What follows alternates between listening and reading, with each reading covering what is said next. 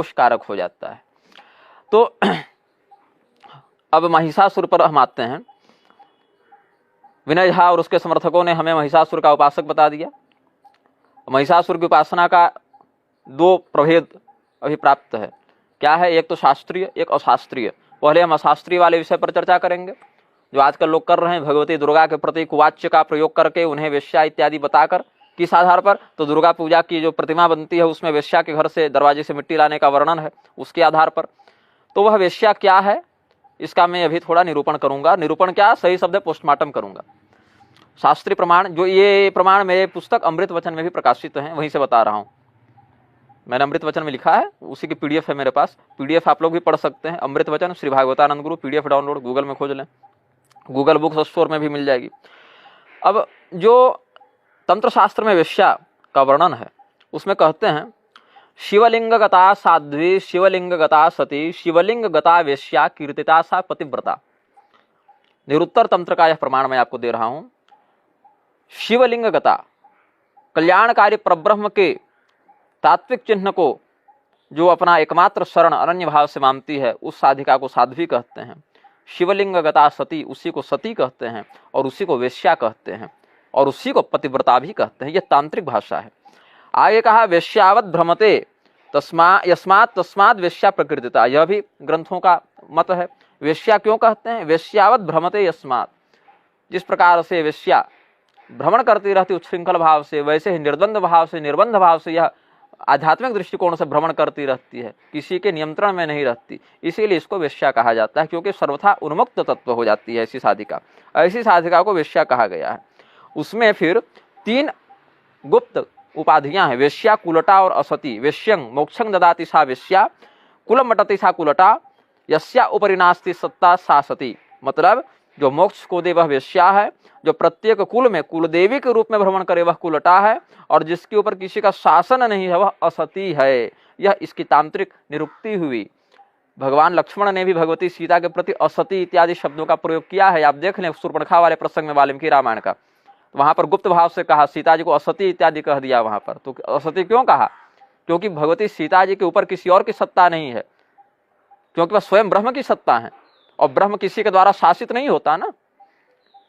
भगवान ब्रह्मदेव क्या कहते हैं सीतोपनिषद में? इच्छा ज्ञान क्रिया शक्ति त्रयं यद भाव साधनम तद ब्रह्म सत्ता सामान्य सीता तत्व उपासमहे। तो ब्रह्म सत्ता होने के कारण उनके ऊपर किसी का शासन नहीं, और यस्या उपरि नास्ति सत्ता सासती, जिसके ऊपर किसी की सत्ता नहीं वह असती है। तो इसीलिए भगवती सीता जी को वहां इसी तांत्रिक गूढ़ भाव से लक्ष्मण जी ने असती कहा है। आप देख लें वो शूर्पणखा प्रसंग वाल्मीकि रामायण का उठा के। अब क्या कहे भगवान, जहां तक मुझे याद आ रहा है महानिर्वाण तंत्र का वचन है, कुल मार्गे प्रवृत्ताया सा वेश्या मोक्षदायिनी एवं विधा भवेद वेश्या न वेश्या कुलटा प्रिय। यहाँ जो जिसको व्यभिचारिणी स्त्रियां बताई जाती हैं, व्यभिचारिणी जो वेश्या हैं, वैसा नहीं, वो कुलटा वाली वेश्या नहीं है, अपितु कुल मार्ग में जो प्रवृत्त है वह मोक्ष देने वाली शक्ति को वेश्या कहते हैं। इस प्रकार से एवं विधा भवेद वेश्या, इस प्रकार से उसे वेश्या कहते हैं। वहाँ कुलटा वाली वेश्या नहीं है वो। अब कैसे कहा?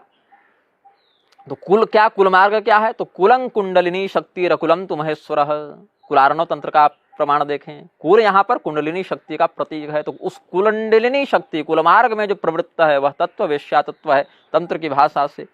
इसीलिए समझना चाहिए कि यहाँ जो वेश्या भाव आया, वहाँ पर ये व्यभिचारिणी वाला गाली वाला वेश्या नहीं है। वहाँ पर रहस्य को छिपाने के लिए आचार्य गणों ने, देवताओं ने यह उपदिष्ट किया। और ये तत्वज्ञान सबको नहीं हो सकता, इसीलिए क्योंकि यह कुलाचार में जो अधिकृत नहीं है, परंपरा से कुलाचार के ग्रंथों को नहीं पढ़े हैं, गुरु के द्वारा उसमें अधिकृत नहीं किए गए हैं, पुरस्चरणों के माध्यम से जिन्होंने दिव्यता को प्राप्त नहीं किया है, इष्ट की जिन्होंने कृपा का अनुभव नहीं किया है, ऐसे लोग इस मार्ग को समझ नहीं सकते। क्योंकि आगे कहते हैं कुल पूजांग विना देवी तत्वज्ञानं न जायते, तत्वज्ञानं विना देवी निर्वाणं नैव जायते। अब वेश्या क्या हो गई? हमने अभी बताया कि सा वेश्या मोक्षदायिनी। वह कौन वेश्या है? जो मोक्ष प्रदान करती है, वह वेश्या कहलाती है। अब मोक्ष कौन कौन देते हैं इसके संदर्भ में आप देखें तो मैं आपको भूत शुद्धि तंत्र का प्रमाण दूंगा, जो कि बहुत प्रसिद्ध श्लोक भी है। भूत शुद्धि तंत्र में क्या कहते हैं? अयोध्या मथुरा माया काशी कामची अवंतिका पुरी द्वारावती चैव सप्तैता मोक्षदायिका। हाँ, क्या कहते हैं? अयोध्या मथुरा माया काशी कांची अवंतिका, और द्वारावती, माया मतलब हरिद्वार और द्वारिका, ये 7 जो हैं वो मोक्षदायिका हैं। और अभी क्या मैंने बताया, या सा वेश्या मोक्षदायिका, दायिनी, क्षमा करेंगे, सा वेश्या मोक्षदायिनी, यह कहा तंत्रोक्त परिभाषा में।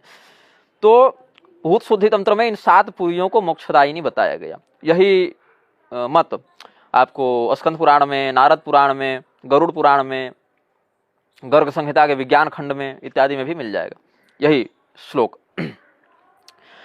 अब ये मोक्षदायिनी पुरियां हैं, इनको वेश्या कैसे कह दिया भाई?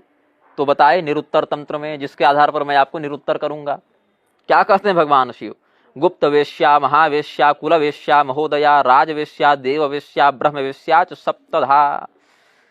इसमें 7 प्रकार की वेश्याएं होती हैं, गुप्त वेश्या, महावेश्या, कुल वेश्या, महोदया वेश्या, राजवेश्या, देववेश्या और ब्रह्मवेश्या।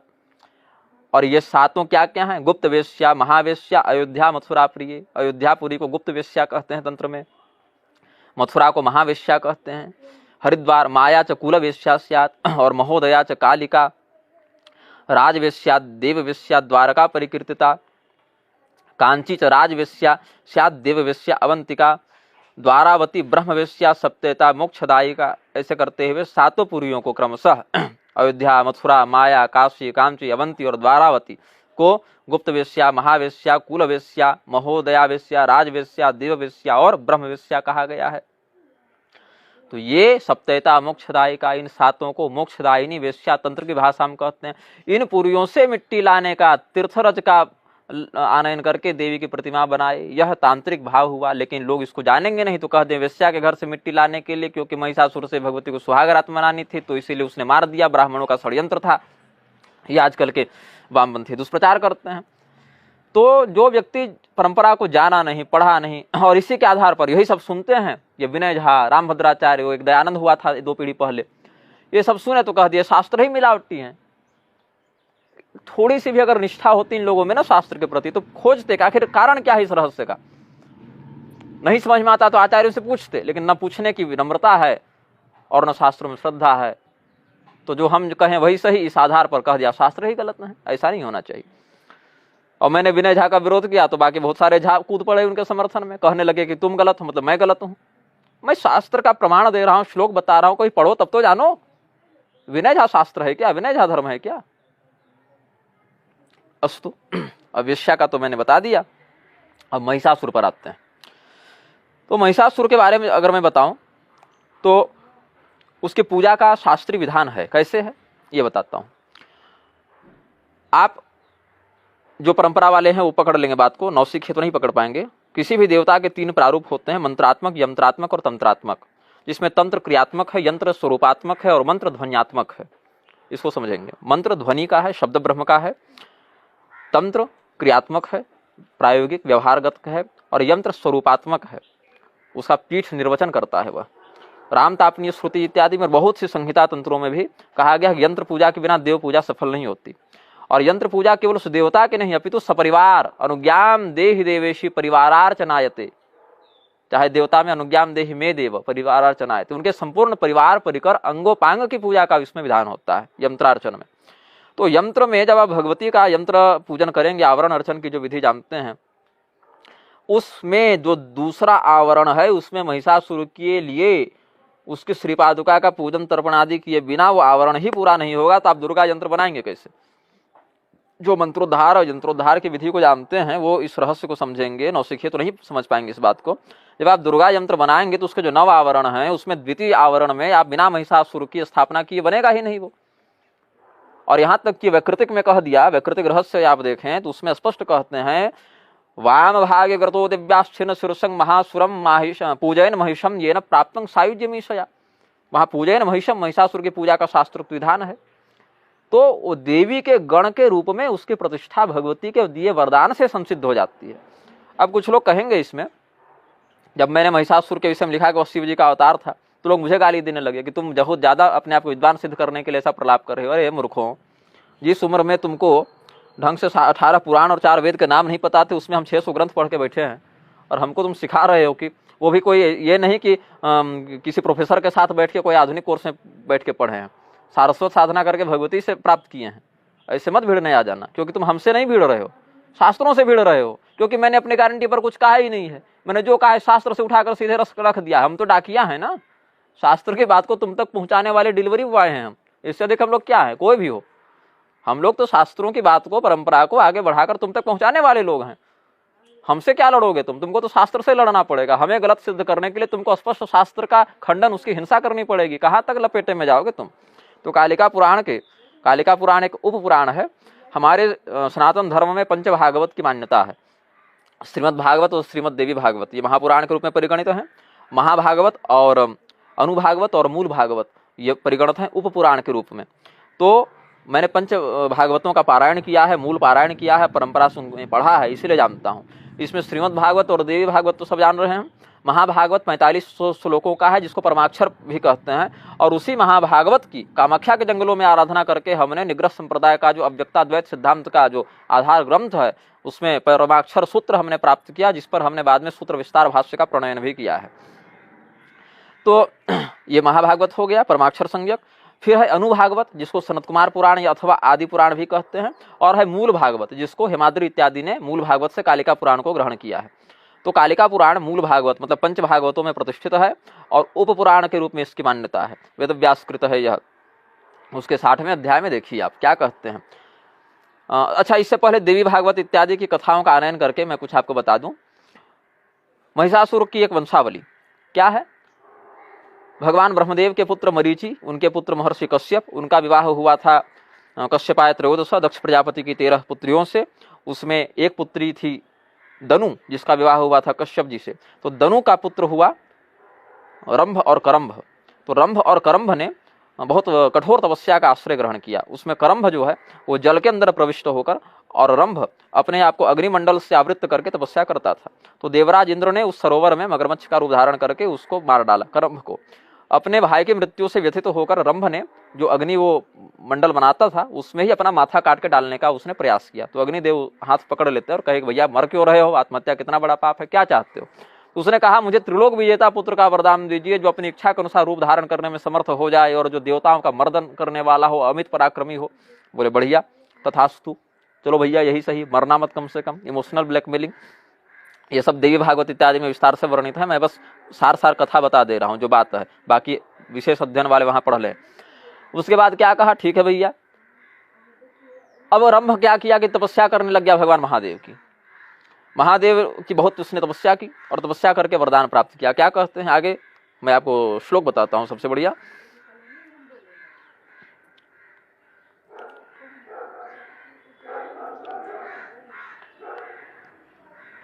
रंभ ने भगवान शिव से यह प्रार्थना की, आराधितो महादेवो रंभेण सुरवैरिणा चिरेण सच सुप्रीतस्तपसा तस्य शंकरः अथ तुष्टो महादेव प्रत्यक्षं रंभमूचिवान। भगवान महादेव प्रत्यक्ष हो गए। बोले क्या चाहते हो, प्रीतोस्मिते वरं रंभ वरयस्व यथेप्सितम्, जो चाहो मांग लो, मैं तुम पर प्रसन्न हूँ। तो एवं मुक्तः प्रत्युवाच रंभस्तं चंद्रशेखरम। भगवान चंद्रशेखर महादेव से कहा रंभ ने, अपुत्रोहं महादेव यदि ते मयि अनुग्रह, मैं अपुत्र हूँ, निसंतान हूँ, यदि आपकी मुझ पर कृपा हो तो मम जन्म त्रये पुत्रो भवान भवतु शंकर अवध्य सर्वभूतानां जेता च त्रिदिवौकसाम। क्या कहते हैं, आप सभी प्राणियों के द्वारा अवध्य, कोई प्राणी आपको मार न सके ऐसा, और जेता च त्रिदिवौकसाम, देवताओं को जीतने वाला पुत्र बनकर आप मेरे पुत्र के रूप में आए। ये रंभ ने मांगा है भगवान महादेव से। और विनय झा और उसके मूर्ख समर्थक कहते हैं कि शिव जी कैसे महिषासुर का अवतार ग्रहण कर सकते हैं, और कर भी लिया तो राक्षस कैसे बन सकते हैं। अरे भगवान तो देवता के रूप में अवतार लेते हैं। अरे मूर्खों, महिषासुर कितना भी नीच था ना, तुमसे एक सीढ़ी ऊपर ही था, ठीक है ना। हम यही कहेंगे, काय कम से कम वो शास्त्रों का ऐसा विहिंसन तो नहीं करता था ना, डायरेक्ट गला काटता था। जो शास्त्र पढ़ते थे उसका गला काटता था महिषासुर, लेकिन छल नहीं करता था इसे कि स्वयं को धर्मनिष्ठ बताओ और फिर साइड से धर्म की हानि कर दो, ऐसा नहीं करता था। अरे उसने वरदान मांगा है, अवध्य सर्वभूतानाम जेता च त्रिदिवौकसाम, मुझे आप चाहिए पुत्र के रूप में। तो मंत्राधीनासु देवता, आपने देवता की तपस्या की है, देवता बाध्य है आपको वरदान देने के लिए। भगवान ने कहा तथास्तु। और भगवान महादेव क्या नहीं दे सकते, यथा भी कामं वितरामि ते वरम। भागवत में उन्होंने कहा भस्मासुर को, अरे जो चाहो सो मांग लो, उसको दे सकता हूं जो चाहो सो। भस्मासुर ने अपनी बुद्धि के अनुसार मांगा, दुर्गति हुई। रंभ ने भी कोई कल्याणकारी वरदान थोड़ी मांगा है। कहता है एव मुक्तः प्रत्युवाच रंभस्तम चंद्रशेखरम, श्लोक 139-40 देखिए आप, अध्याय 60 कालिका पुराण। मम जन्मत्रये पुत्रो भवान भवतु शंकर अवध्य सर्वभूतानां जेता च त्रिदिवौकसाम चिरायुश्च यशस्वी च लक्ष्मीवान सच शंकर एवं मुक्तस्तु दैत्येन प्रत्युवाच ध्वजः भवत्वेतद् वांछितं ते भविष्यामि सुतस्तव। ठीक है, तुम जिस प्रकार से मुझे पुत्र रूप में प्राप्त करना चाहते हो मैं वैसा ही बनकर आऊंगा। भगवान महादेव ने कहा, मतलब कोई प्राणी मेरा वध नहीं कर सकेगा। भगवती प्राणी में नहीं आती हैं, ठीक है, प्राणी से ऊपर लेवल की है भगवती। और सभी देवताओं को मैं जीत लूंगा, सभी देवताओं को मैं हराऊंगा, पराजित करूंगा। तो भगवान महादेव ही महिषासुर के रूप में आए हैं। अब ये बात मैं शास्त्र से बोल रहा हूं, यदि मेरा विरोध करोगे तो शास्त्र वालों से लड़ लेना। हम तो शास्त्र की परंपरा से चल रहे हैं, तुम कल परसों पैदा होकर शास्त्र से लड़ने चले हो, कल परसों मर भी जाओगे। शास्त्र का क्या बिगड़ा? आज तुम पैदा हुए, कल शास्त्र का विरोध करोगे, परसों मर जाओगे, तुम्हारा क्या बिगड़ा? हम तो सनादि परंपरा के संवाहक और पालक और अनुयायी हैं, हमारा क्या बिगाड़ लोगे तुम? तो महिषासुर के रूप में भगवान महादेव आए हैं। और अधर्म क्यों किया उन्होंने? क्योंकि रंभ चाहता था ऐसा, रंभ ने वही वरदान मांगा है कि देवताओं का मर्दन करने वाला पुत्र हमें चाहिए, और वो पुत्र आप बनकर आए, और अभी नहीं 3 जन्मों तक आए, 3 जन्मों तक आए। क्या कहता है? मम जन्मत्रय पुत्रो भवान भवतु शंकर, ऐसा मांगा है, तो 3 जन्मों तक ऐसा भगवान ने वरदान दिया उसे। अब देखिए बात है, भगवान शिव का अवतार तो अश्वत्थामा भी है, लेकिन एक समय आने पर उसने अधर्म का प्रदर्शन किया और 3000 वर्षों तक उसको उसका दंड मिला, पिशाचत्व के रूप में मिला ना। अभी करौली पर जो मेरा वीडियो आएगा, कोई है ना करौली सरकार, उस पर आएगा, तो उसमें अश्वत्थामा वाले प्रकरण पर मैं विस्तार से बोलूंगा। वहां पर उसने किया कि नहीं अधर्म का प्रदर्शन, भगवान शिव का अवतार होकर अश्वत्थामा ने। और छोड़ो तुम लोग, फंसाता हूं थोड़ा सा, कैसे तुम लोग फंस रहे हो शास्त्र में, ये बताता हूं। प्रक्षिप्तवादी को बुद्धि कितनी निम्न स्तर की होती है, ये बताता हूँ। भगवान ने क्या कहा? यद्गत्वा न निवर्तन्ते तद्धाम परमं मम, मेरे धाम जाने के बाद अब वापस नहीं आना पड़ता। अब जय विजय तो भगवान के द्वारपाल थे भाई, वहां तो सिक्योरिटी में बहाली है उनकी, तो जय विजय कैसे नीचे आ गए? अब जो मूर्ख होगा वो क्या कहेगा? या तो गीता का ये श्लोक प्रक्षिप्त है, क्योंकि अगर भगवान सही कह रहे हैं कि यद्गत्वा न निवर्तन्ते तद्धाम परमं मम, तो जय विजय कैसे नीचे गिर गए श्रापवशात, राक्षस कैसे बन गए ऋषि शाप से? मतलब गीता जी वाला श्लोक प्रक्षिप्त है, यह कहेंगे। अथवा यदि गीता जी को प्रामाणिक माने तो कहेंगे जय विजय की ही घटना नकली है। तो ऐसे मूर्खों से धर्म का व्याख्यान कैसे संभव है? कल मैंने सफेद धोती में वीडियो बनाया, आज पीली धोती में बना रहा हूं, तो लोग कहेंगे कि तो गलत बात है, विरोधाभास दिख रहा है। अस्तु, अब जय विजय के रूप में जब उनका हुआ था पतन, उस समय वो क्या बने? राक्षस ही तो बने। और तही बहुविधि त्रासई देश निकासई जो कह वेद पुराण, जब जोग विजागा तप मख भागा श्रवण सुनई दसो शीशा। बड़े दुर्दांत राक्षस हुए, हिरण्यकशिपु, हिरण्याक्ष, रावण, कुंभकर्ण, शिशुपाल, दंतवक्त्र के रूप में। तो भगवान के जो पार्षद रहे, सर्वधर्म स्वरूपी भगवान नारायण के जो सायुज्य मुक्ति प्राप्त पार्षद रहे, वो भी भगवान के ही एक दूसरे अवतार सनत कुमार के शाप अवसाद रावण, कुंभकर्ण आदि के रूप में राक्षस कुल में आए, वहां उन्होंने धर्म किया। फिर अब लोग कहेंगे वो तो जय विजय थे, तो भगवती सीता पर कैसे कुदृष्टि डाल दी? सीता जी तो भगवान की सहधर्मिणी है, वो तो मातृ समान है, उनके जगत जननी है, उन पर कैसे कुदृष्टि डाल दी? ये मूर्खों का कोई और छोर नहीं है। तो जब रंभ ने ऐसा वरदान ही मांगा कि आप मेरे पुत्र बने, असुर कुल में आए और देवताओं का मर्दन करें, तो भगवान ने कहा तथास्तु, तुमने तपस्या की, तुम्हारा अधिकार बनता है, तुम जो मांगे मैं दे रहा हूं। इसीलिए भगवान ने ऐसा किया। अब क्या हुआ? रंभ तो चला गया, आगे जाकर एक असुर बुद्धि थी। अग्निदेव ने कहा ही था कि इधर से निकल के जिस भी पहली मादा पर तुम्हारा मन आ जाए उसी से तुम्हें पुत्र मिल जाएगा। तो जा रही थी एक बढ़िया भैंसी, महिषी, कैसी थी? त्रिहायणीं चित्रवर्णाम सुंदरीं ऋतुशालिनीं सताम दृष्टाथ महिषी रंभ कामेन मोहितः। अब ये रंभ असुर जो था, ये पहली मादा वही मिल गई, तो उसी पर चढ़ बैठा, दोनों में प्रेम भी हो गया। और पुत्र के रूप में जब गर्भवती हुई तो बाद में एक दूसरे महिष से युद्ध करते हुए रंभ पराजित होता है, मर जाता है। फिर वही रंभ जो है, उसकी जो महिषी रहती है, वह यक्षों के सहयोग से उसका संस्कार करवा देती है, और उसी से फिर महिषासुर के रूप में भगवान शिव आते हैं। और ये जो रंभ था वह पुनर्जन्म लेता है उसी कल्प में रक्तबीज के रूप में। ये हुई रंभ कल्प की कथा। रंभ कल्प में ऐसा हुआ। तो रंभ कल्प में महिषासुर ने क्या किया? ब्रह्मदेव से वरदान प्राप्त किया। आपको इसका विस्तार से वर्णन आगे मिलेगा, मैं और भी श्लोक आपको निकाल ही देता हूं, ताकि आप लोगों को जो भी मन में कुछ और दुविधा संदेह इत्यादि उसका शमन हो जाए। तो उसमें इसने वरदान मांगा किससे? भगवान ब्रह्मदेव से, कि मुझे स्त्री के अलावा कोई भी न मार पाए, ऐसा वरदान मांगा। तो भगवती के रूप में फिर परम सत्ता का प्राकट्य हुआ, और उन्होंने फिर सभी देवताओं के तेज का एक निमित्त बनाकर अपने स्वरूप को प्रत्यक्षीकृत किया। देवानां कार्य सिद्ध्यर्थम आविर्भवति सहायता उत्पन्नेति तदा लोके सानित्याप्य विधीयते। तो भगवती ने अपने आप को प्रकट किया और उसको मारा। किस रूप में मारा? तो कालिका पुराण में कहते हैं उग्रचंडा के रूप में मारा। जो रंभ कल्प में महिषासुर का वध हुआ सो उग्रचंडा के रूप में हुआ। उसके बाद आया नील लोहित कल्प में पुनः महिषासुर का रंभ के ही पुत्र दूसरा जन्म हुआ, उस समय उसको मारा भद्रकाली के रूप में। और तीसरे में कात्यायनी अथवा दुर्गा के रूप में मारा। वहां पर क्या हुआ? कात्यायन ऋषि के जो शिष्य थे वो तपस्या कर रहे थे, तब कहा ना त्रिशु जन्मसु पुत्रोभूत रंभस्य भगवान शिव सृष्टि त्रयं सरंभोपि रंभ एवं व्यजायत। तब क्या कहा? 3 जन्मों तक भगवान शिव ही रंभ के पुत्र के रूप में आए। और भगवती को कहा फिर महादेव ने कि भगवती ये मैंने महिषासुर का एक रूप धारण किया है, क्योंकि अब रंभ ने वरदान मांगा था तो भगवान शिव क्यों कहे न दूंगा। तो भाई तपस्या की हो तो चलो बेटा मिलेगा, मैं ही बेटा बन के आऊंगा और जो कहोगे सो करूंगा भी। तो मदीयो माहिषः कायस्त्वया देवी जगन्मयी हंतव्य सततं योग युक्तः पूर्वे परे पिच। भगवान महादेव कहते हैं पूर्व और अपर मतलब 3 जन्मों तक अगला पिछला सब हिसाब देख के आप योग मार्ग के माध्यम से यह जो हमने महिषासुर का जो अवतार धारण किया है इसका आप वध कर दें, यह आपके द्वारा मारा जाने योग्य है। वराह पुराण में भगवान ने स्पष्ट किया। फिर देखिए आगे भगवती जो हैं वो ज्ञान शक्ति हैं और महिषासुर अज्ञान का प्रतीक है और अज्ञान का निग्रह ज्ञान शक्ति करती है, इसमें कोई संदेह नहीं है। मेरे कई सारे वीडियो में यह लक्षण दिखता भी है, अज्ञान का कैसे निग्रह किया जा रहा है। अथवा ज्ञान शक्ति सा महिषो ज्ञान मूर्तिमान अज्ञानं ज्ञान साध्यम तो भवती न संशय। तो इसने क्या किया? एक बार महिषासुर ने, रंभ ने तो वरदान मांगा ही था अजेयो देवता सर्वैः, सभी देवताओं के द्वारा यह अजेय हो मतलब कोई इसको जीत न सके। पुंभिर दैत्यश्च पावक, किसी मनुष्य के द्वारा और अथवा दैत्य के द्वारा भी इसको जीता जाना संभव न हो। त्रैलोक्य विजयी पुत्र, त्रिलोक विजेता हो। श्यान में तत्तेज साधिक, तेज में अग्नि से भी अधिक हो। महाबलो वायुरिव, वायु के समान पराक्रमी हो। काम रूपी कृतास्त्रवित, अपनी इच्छा के अनुसार स्वरूप धारण करने वाला हो और सभी प्रकार के अस्त्र शस्त्रों को जानने वाला हो। अग्निदेव से मांगा भी था उसने, दोनों देवताओं से, अग्निदेव से भी मांगा और शिव जी से भी मांगा। तो अग्निदेव से तो कोई लक्षण बताए ऐसा ऐसा पुत्र चाहिए, ऐसे ऐसे गुण वाला, और शिव जी से कहा ऐसे ऐसे गुण वाले बन के आप ये आ जाइए 3 जन्म तक।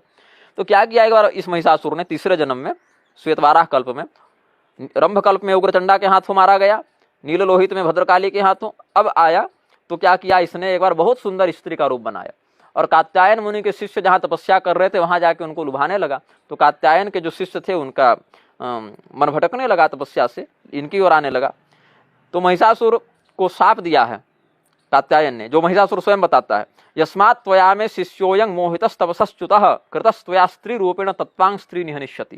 क्या कहा कि महिषासुर को कहा कात्यायन ने कि तुमने स्त्री का रूप धारण करके हमारे शिष्यों को भटकाया है, अतएव स्त्री ही तुम्हारा वध करेगी। और आगे देखिए आप अन्य पुराणों में आप देखें, मत्स्य पुराण आदि के आधार पर कहें तो कहते हैं योषित वध्य पुरोक्तोस्ति साक्षात कमल योनिना। ब्रह्मदेव ने भी इसको वरदान दिया है, योषित वध्य, तुम स्त्री के द्वारा ही मारे जाओगे, साक्षात कमल योनिना इति पुरा उक्तः असि। और अन्य ग्रंथों में तंत्रांतरों में देखिए अवध्य सर्वभूतेभ्य स्वाम तो योषित हनिष्यति, तुम बाकी सभी प्राणियों से अवध्य रहोगे लेकिन स्त्री तुम्हें मारेगी, ऐसा। तो प्रथम रंभ कल्प में महिषासुर का उद्धार भगवती उग्रचंडा के रूप में हुआ, रूप से अवतरित होकर भगवती ने किया। और नील लोहित कल्प में भद्रकाली और श्वेतवाराह में कात्यायनी अथवा दुर्गा। यही कात्यायनी कामाख्या पीठ की परंपरा में पाद दुर्गा के नाम से पूजित होती है। तो अब क्या हुआ तीसरे जन्म में? क्या हुआ इसके साथ, महिषासुर के साथ? महिषासुर ने क्या किया तीसरे जन्म में?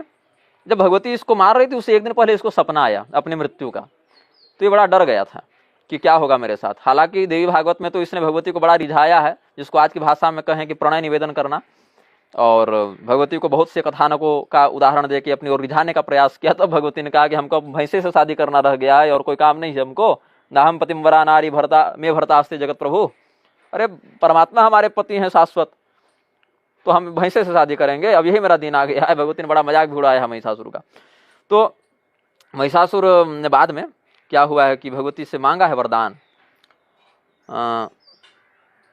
भगवती ने कहा प्रार्थनीयो वरो यस्ते तं गृणस्व महासुर दास्यामिते वरं प्रार्थं संशयो नात्र विद्यते। भगवती ने कहा कि हे महिषासुर, महासुर भी कहा, तुम बहुत बड़े असुर हो, तुम जो भी वरदान मांगोगे वो मैं तुम्हें दूंगी, इसमें कोई संदेह नहीं है। तो महिषासुर ने कहा यज्ञ भागमहं भोक्तुम इच्छामि त्वत्प्रसादतः यथा मखेषु सर्वेषु पूज्योऽहं स्यां तथा कुरु त्वत्पाद सेवां न त्यक्षे यावत् सूर्यः प्रवर्तते एवं वरद्वयं देहि यदि देयो वरो मम। कि भगवती यदि आपको लगता है कि मैं वरदान देने योग्य हूँ तो मुझे 2 वरदान दीजिए। पहला, मैं यज्ञ में दी गई आहुतियों का ग्रहण करने का अधिकारी बनूं, और दूसरा, आपके चरणों से मेरा वियोग न हो जब तक सूर्य विद्यमान हो। जब तक सूरज चांद रहेगा महिषासुर का स्थान रहेगा। यही उसने मांगा। तो भगवती, अच्छा, महिषासुर को लत लग गई थी। कैसे?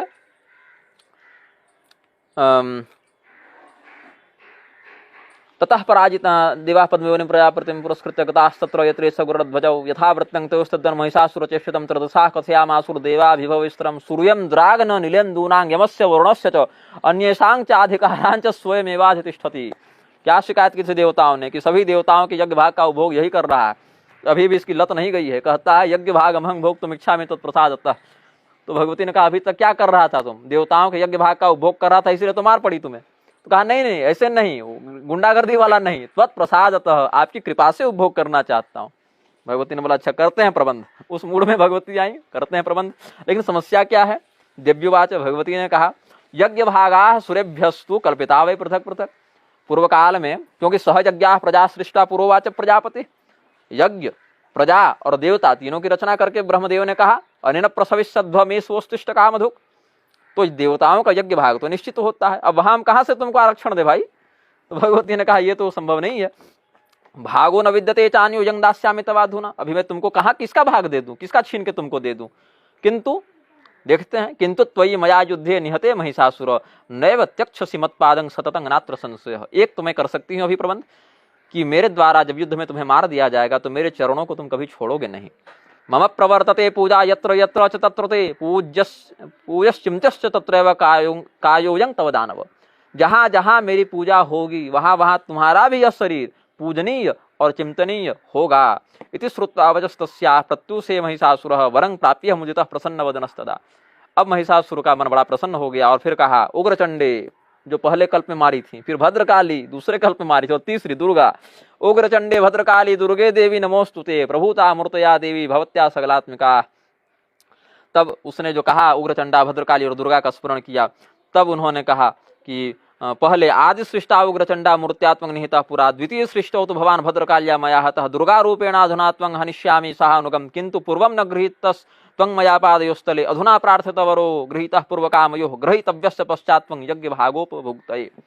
अभी तो तुम असुर हो, इसलिए तुम्हें यज्ञ में भाग नहीं दे सकती, यज्ञ का हिस्सेदार तुम्हें नहीं बना सकती यज्ञ आहुतियों का।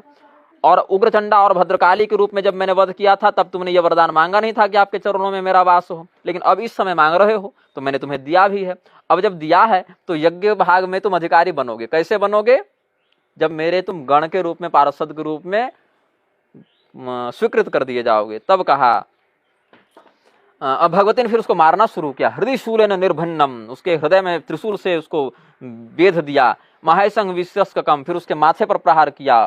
फिर उसका केस पकड़ के उसको एकदम निर्दयता पूर्वक मारने लगी। गृहीत केशं दिव्या तु निर्यदंत्र विभूषितम, और उसने अंतड़ियां भगवती ने खींच ली उसकी। तब वमद रक्तं महाकायम दृष्टा पूर्वतनुम स्वकम, वो खून की उल्टियां करने लगा और अपने पूर्व के मायामय शरीरों को और अन्य जन्मांतरों के शरीरों को देख के और डर गया। भयम प्राप्या सुरस्सोथ सुसोच च मुमोह च, वह शोक करने लगा, मोहित होने लगा, रोने लगा, वो खून की उल्टियां करने लगा। लेकिन फिर सोचा कि ये तो मेरा उद्धार हो रहा है। तो वो फिर एक स्थित हो गया, स्थित प्रज्ञ हो गया और प्रणाम करके कहा, गदगद वाणी से कहा, प्रणम्य वचनम देवी मिदमाह स गदगदम महिषौवाच। क्या कहता है? यदि देवी प्रसन्ना से यज्ञ भागास्य कल्पिता तदा ममान्यदानाश एवमेतद् भवेन्नहि यथाहं न सुरैः सार्धं करिष्ये वैरमद्भुतं तथा माम कुरु भो देवी न जन्म प्रलभे यथा। ठीक है भगवती, मुझे यज्ञ में हिस्सा नहीं मिलेगा, कोई बात नहीं। अगर ऐसा प्रबंध नहीं हो सकता तो कोई बात नहीं, आप इतना कम से कम कर दें, देवताओं से मेरा कोई वैर न रहे और मेरा पुनर्जन्म न हो। ये बड़ी अच्छी बात उसने कही। वो राहुल गांधी ने कहा था ना, अच्छी लगी आपको, मेज पर मार दीजिए वही वाला। महिषासुर ने बड़ी अच्छी बात कही यहाँ पर। पहले इसके अंदर लोभ था कि नहीं नहीं, मुझे एक एग्रीमेंट करनी है, एक डीलिंग करनी है। क्या? तो मुझे यज्ञ में भाग चाहिए। भगवती ने बोला नहीं मिलेगा। कहे थे भाई तुमको यज्ञ भाग, है ना, ये जो नेगोशिएशन कर रहे हो ये सही नहीं। हाँ, मेरे चरणों में वास चाहिए, ये मिल सकता है। माँ बच्चे को नहीं छोड़ती, लेकिन कुछ भी नहीं दे देगी मांगने से ना माँ अपने बच्चे को। तो भगवती ने कहा कि ठीक है। अब विनय झा जैसे मूर्ख लोग और उसके समर्थक कहते हैं कि महिषासुर को शिव जी का अवतार बता देने से वह क्या होगा कि भगवती दुर्गा का पति सिद्ध हो जाएगा, ताकि वह आधिपत्य, जन्नत की हूर वाला जो उन्होंने पोस्टर डाला है उस विषय में, भगवती की जन्नत की हूर किससे तुलना कर रहे थे, तो कह दिया कि जन्नत की हूरों के लालच में जैसे जिहादी फट जाते हैं, वैसे महिषासुर की बात सुन के लगता है कि ये शिव बन के और आधिपत्य कर लेता दुर्गा पर। हनुमान जी भी तो शिव जी के अवतार हैं, तो काहे नहीं विरोध किया कभी तुम लोगों ने कि हनुमान जी को शिव जी का अवतार बताओगे तो पार्वती से उनका आधिपत्य हो जाएगा उनके ऊपर पति रूप से? ऐसा नहीं ना, ऐसी दुष्कल्पना नहीं करोगे। अवतार और अंश और अंशी में अंतर होता है भाई। परशुराम जी के रूप में भगवान आए तो ब्रह्मचारी रहे, नर नारायण के रूप में रहे तो ब्रह्मचारी रहे, श्री कृष्ण भगवान के रूप में आए तो बहुपत्नी व्रती रहे, राम जी के रूप में आए तो एक पत्नी व्रती रहे। तो ये तो भगवान के लीला और अवतार पर है कि किस उद्देश्य से, किस कुल में, किस कार्य के कारण वो आए हैं और उसमें शक्ति का कितना और प्रयोग करना है नहीं करना है। तो महिषासुर ने मांगा कि चलो भैया मेरे यज्ञ भाग वाली बात तो कैंसिल हो गई, लेकिन कम से कम देवताओं से मेरा वैर न रहे, मतलब दुर्बुद्धि मेरी नष्ट हो और पुनर्जन्म न हो। तब भगवती बड़ी प्रसन्न हुई और कही हाँ मिलेगा मिलेगा, सब मिलेगा। क्यों? मद पाद तल संस्पर्शात् शरीरम तव दानद यज्ञ भागोपभोगाय विसरणम न भविष्यति। अभी तो मार रही हूँ, अतड़ियाँ खींच ली हैं, छाती फाड़ दी है, गला काट दिया है, सब डैमेज हो गया है तुम्हारा, लेकिन मेरे चरणों का स्पर्श करके फिर से ये सब ठीक हो जाएगा। और भगवान महादेव के चरणों का स्पर्श करके हरस्य पाद संयोगा चिरंग स्थास्यति केवलम, जो तुम्हारे जीवात्मा है, प्राण है, वो सब चिरंग सुखम तिष्ठम तु स्वाहा हो जाएगा, है ना, तो तुम्हारी प्रतिष्ठा पुनः हो जाएगी। और अनंत कल्पों तक, कल्प कोटि सहस्राणि त्रिंशत्वं महिषासुर शतानि चाष्टावन्यानि जन्मते न भविष्यति, तुम्हारा पुनर्जन्म नहीं होगा। और यज्ञ में भाग भी मिलेगा, यज्ञ भागोपभोगाय, ये शरीर जो बचेगा वो यज्ञ के भाग के उपभोग में आएगा। तो किस रूप में? जहां जहां मेरी पूजा होगी वहां वहां पर तुम्हारा भी पूजन किया जाएगा। पूज्यश्च चिंतश्च, इसी का यहाँ पर कहा भगवान मेधा ऋषि ने राजा सूरत को बताया। क्या बताया? कि वाम भागे गर्तो दिव्या सिन्न शीर्ष महासुरम पूजयन महिषम येन प्राप्तं सायुज्य मीशया, भगवती ने उसको सायुज्य मोक्ष प्रदान किया है और वरदान दिया है यज्ञ भागोपभोगाय, इसीलिए उस अंश में। और मैंने जो प्रमाण दिया ना, ये सब तो मिथिला की परंपरा, जहाँ का संबंध विनय झा का बताया जाता है। और जो मैथिल लोग मेरे विरोध में आ रहे हैं, मैथिलों, अपनी मिथिला की परंपरा देख लो क्या कहती है। वर्षकृत्य जो आपके यहाँ का इतना प्रगाढ़ ग्रंथ है, पूरे हर प्रकार के व्रत त्योहारों का वर्षकृत्य में मिथिला की परंपरा में महिषासुर के लिए ऐसे सदाशिव वाचक शब्द आए, उसको प्रक्षिप्त बताते हो। मतलब तुम न घरे के हो न बाहरे के हो। चलो हमको कहोगे मैं मिथिला का नहीं हूँ इसीलिए मैं गलत बोल रहा हूँ, तुम्हारी मिथिला में ये बात है, वर्षकृत्य मिथिला का ग्रंथ है, वर्षकृत्य में ये बात वर्णित है महिषासुर का शिवावतार होना। और वो जो दूसरा वाला महिषासुर है जो कुमार कार्तिकेय के द्वारा मारा गया, ऐसे तो एक महिषासुर और हुआ है जो विष्णु कल्प में हुआ था। ये तो नीललोहित रंभ, नीललोहित और श्वेतवाराह कल्प वाला हुआ ना शिवावतार। एक दूसरा भी था, ये तो 3 मनवंतर राज्य करने वाला था, वो तो 2 ही मनवंतर में मर गया था। उसमें क्या कहते हैं कि वो विष्णु कल्प का महिषासुर था, जिसका वर्णन किया है भविष्य पुराण में। आपव नाम था, क्या था? आपव मुनि ने जो भद्रकाली की आराधना की है, उसमें उन्होंने कहा है विष्णु कल्पे पुराचासित दानवो महिषासुरः कोटि कोटि सहस्रस्तु रथैर्वाजिगैर्युतः त्रैलोक्यं स्ववशे कृत्वा महेन्द्रस्य तदा अभवत् स्वारोजिषां तरः कालो गतो राज्यं प्रकुर्वतः। ऐसा विष्णु कल्प के महिषासुर का, रुद्र कल्प के ब्रह्मांड रावण का और ब्रह्म कल्प के मुरासुर का, जो तालजंग का पुत्र था, उनका आपव मुनि ने भद्रकाली स्तुति में प्रयोग किया है। भविष्य पुराण के प्रतिसर्ग पर्व में अध्याय 16 में आप देख लेंगे। तो एक मय दानव का पुत्र था, मयस्य जातारंभायां पुत्राश्च महाबलाः मायावी दुंदुभिश्चैव पुत्रस्य महिषस्तथा कालिकश्चाजकर्णश्च कन्या मंदोदरी तथा। ब्रह्मांड पुराण में देख लें, वायु पुराण में देख लें, यहाँ वर्णन मिलेगा। अब तारकासुर का एक सहयोगी जो महिषासुर कुमार कार्तिकेय के हाथों मारा गया था, वो महिषासुर था अनुहराद का पुत्र। अब अनुहराद कौन था? ये प्रहलाद जी का भाई था। कश्यप जी की धनु वाली पत्नी से तो रंभ कर्म हुए थे, जिसमें रंभ से महिषासुर हुआ, जिसका वर्णन कर चुके। और कश्यप जी की द्वितीय पत्नी से हिरण्यकशिपु हुआ, जिसके पुत्र कयाधु से जिसकी पत्नी कयाधु से अनुहलाद पुत्र हुआ, और अनुहलाद की पत्नी सूर्या से हुआ महिषासुर। शिव पुराण की उमा संहिता में कहते हैं अनुहलादस्य पुरुष सूर्यायाम पुलोमा महिषस्त था। भागवत में भी कहते हैं अनुहरादस्य सूर्यायाम बास्कुलो महिषस्त था, ऐसे करके। तो तारकासुर का यह सहयोगी था ये वाला महिषासुर। और भगवान विष्णु ने वरदान दिया कुमार कार्तिकेय को, सा शंकरात् स्वतेजोन्सम जनयिष्यति यं सुतम स हनिष्यति दैत्येन्द्र महिषं सपदानुगम। ये भविष्यवाणी की देवताओं के प्रति कुमार कार्तिकेय आएंगे तो इस महिषासुर को मारेंगे। और महर्षि पुलस्त ने भी बताया यस्तस्यांग भूतपतिना पुत्रो जातो भविष्यति स हनिष्यति दैत्येन्द्रं महिषं तारकम तथा। ये हिमालय को बताया कि तुम्हारा जो नाती होगा, जो तुम्हारी पुत्री का पुत्र होगा दौहित्र, वह मारेगा तारकासुर और महिषासुर को, ये वाले महिषासुर को। और भगवान ने भी अभिषेक करके यही कहा, आशीर्वाद दिया, शृणु स्वस्तेनं पुण्यं यत्प्राह भगवान हरि स्कंदस्य विजयार्थाय महिषस्य वधाय च।